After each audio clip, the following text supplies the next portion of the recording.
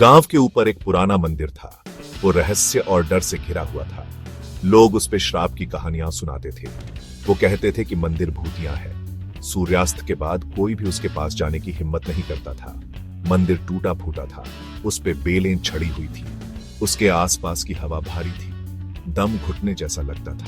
पुरानी पत्थरों पे डर छाया हुआ था। गांव वाले कहानियां सुनाते थे। वो एक शक्तिशाली राजा की बात करते थे। उसने मंदिर बनवाया था।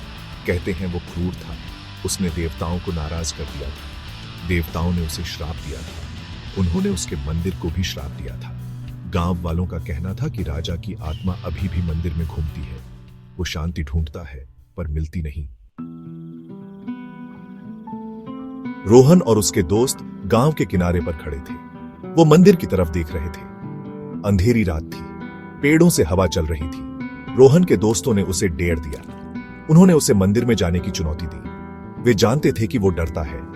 रोहन डरा हुआ नहीं दिखना चाहता था। वो डेर के लिए मान गया। वो जंगल से होते हुए गए। अंधेरा जैसे जिंदा था।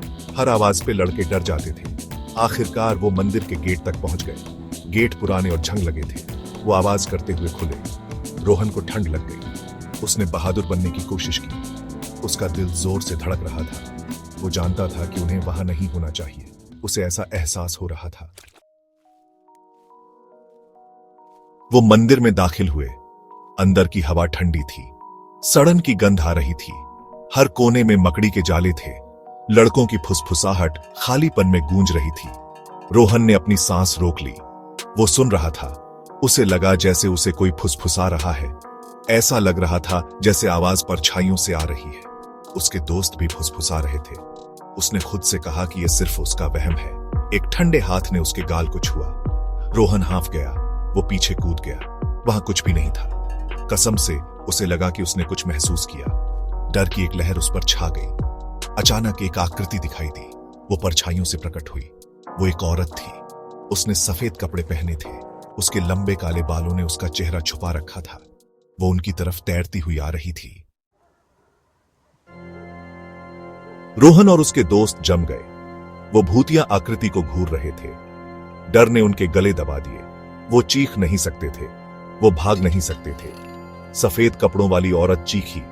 उसकी चीख मंदिर में गूंज उठी। लड़के अपनी बेहोशी से बाहर आ गए। वो भागने के लिए मुड़े। उन्हें वहां से निकलना था। वो प्रवेश द्वार की ओर भागे। वो मलबे पर ठोकर खा गए। एक बड़ा पत्थर उनके रास्ते को रोक रहा था। वो फंस गए थे। वो भूत के साथ फंस गए थे। औरत उनकी तरफ सरक रही थी। उसकी चीख एक दर्द भरी चीख में बदल गई। रोहन ने अपनी आंखें बंद कर ली। उसने अंत का इंतजार किया। उनके साथ क्या होगा।